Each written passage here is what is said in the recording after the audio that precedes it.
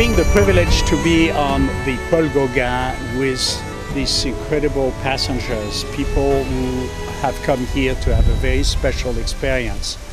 Whether you are divers, you snorkelers, or you stay out of the water, you're exploring one of the most remote, beautiful, exquisite part of the world. And I hope you are enjoying it as much as I do. I've been coming here for many, many years, and it is a privilege for me as the president of Ocean Futures Society to introduce the passengers to this world, whether it's above water and mostly underwater. As you know, 70% of the planet is covered with water, and we need to take care of it. Our mission is very simple, and if we can pass that on to the passengers, and if they can take it home, share it with their family, their friends, their children, grandchildren, the mission is, if you protect the ocean, you protect yourself. And I hope that everyone on the ship will have enjoyed this very, very special time on the Paul Gauguin in French Polynesia.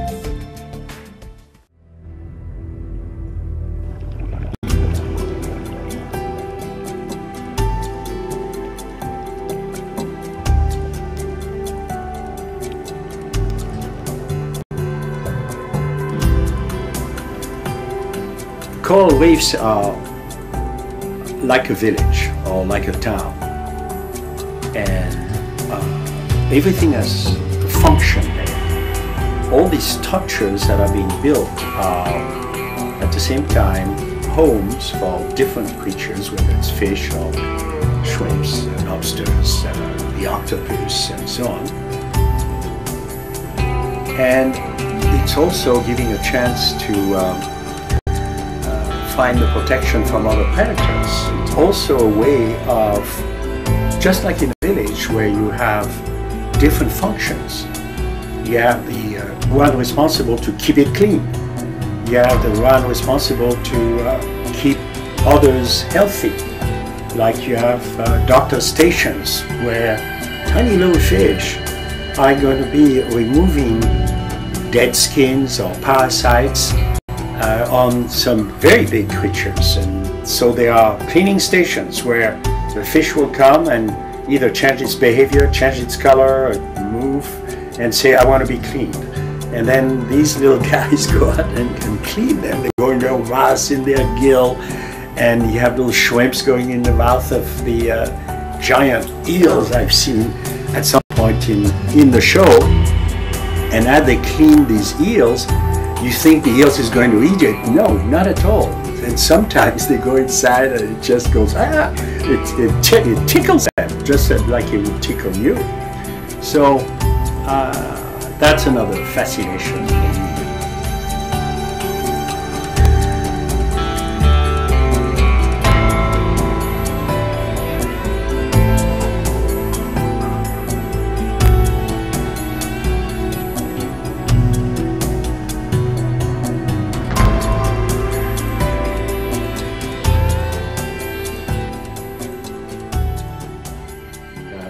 I remember that little story where there was a spotted eel that kept moving from one crevice to another, and there was a little grouper that was following it. And I was saying, why? What's going on? He's not going to eat the eel is not going to eat him. What's going on? And I figured out maybe that when he goes from one hole to another, he probably chases something away, another fish or something, and the grouper goes. What does the eel get in return? I think nothing.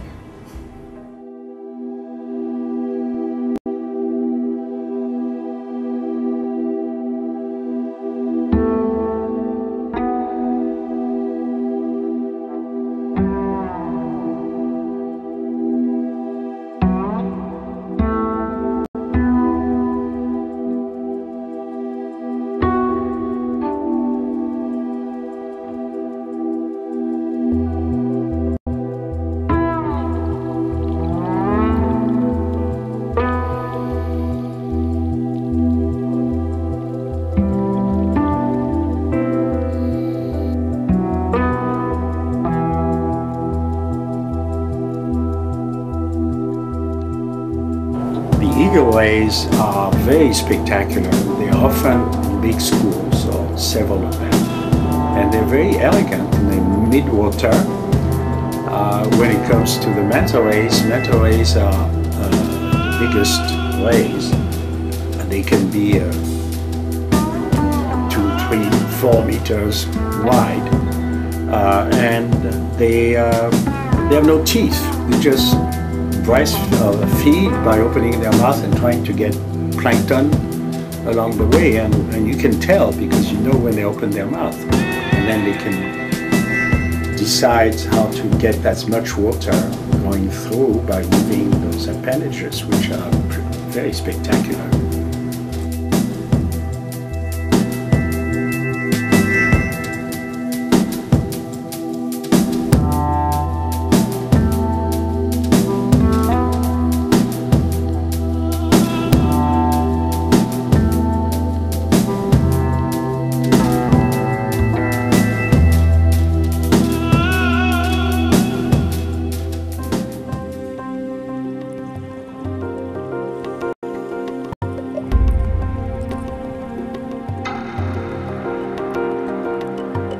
Well, those fish are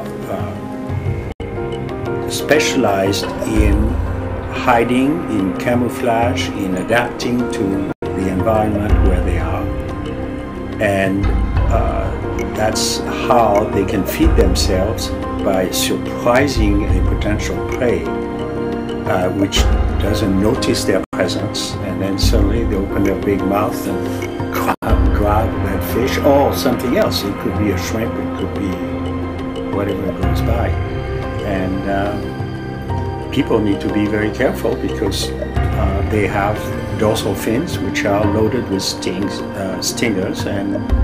or spines, which when they penetrate release the venom again, and the stonefish particularly.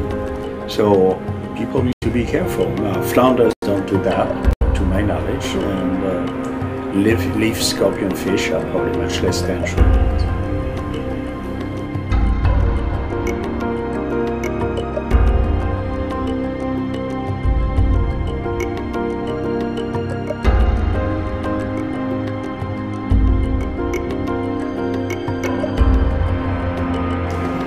Well, my perception of fish schooling essentially is based on the fact that they look like a big thing. It's a natural way of hopefully being protected rather than being just singled. What fascinates me in schooling fish is that they don't bump into each other, which means they have a sixth sense. And that sixth sense is a sense of pressure wave. And as they approach each other, it makes them modify them.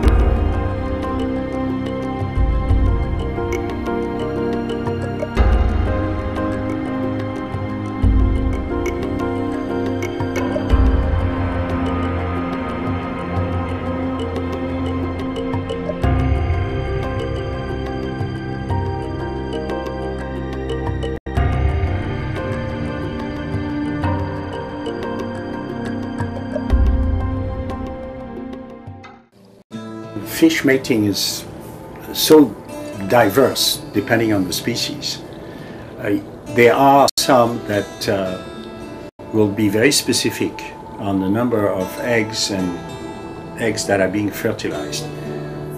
When in other cases you have kind of an orgy where you have a huge release of eggs, a huge release of sperm, and those eggs that have been fecunded, huge release of eggs which are drifting in the environment. You have probably 99% of them get eaten, but there is enough to replace those fish along the way. And so it's a totally different way than having 1 or 2 eggs versus having hundreds of eggs or thousands of eggs. And one you're going to have to take care of it very carefully, the other one you don't. When it comes to groupers have been abused, and to be able to be in a place like in Fakarava, where UNESCO a long time ago had the foresight of saying we need to protect that place because it's a unique opportunity that is happening there, and those fish are very hard to find elsewhere. So I think it's a privilege for us to be able to go and see that happen.